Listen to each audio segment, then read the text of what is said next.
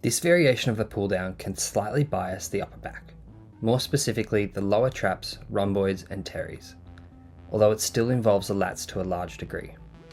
To set up, grab the handles just outside shoulder width, with an overhand or neutral grip. Personally, I like to perform these with attachable handles that allow for a semi-overhand grip. Set the thigh pad closer toward your knees and sit further back on the seat than usual. Lean back slightly, puff your chest and arch your thoracic spine to create a stretch through the upper back.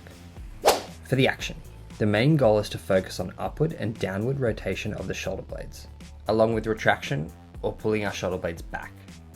On the concentric, pull the bar down toward your upper chest by driving your elbows down and behind your body, ensuring you're feeling a strong contraction in your upper back at the bottom of the rep.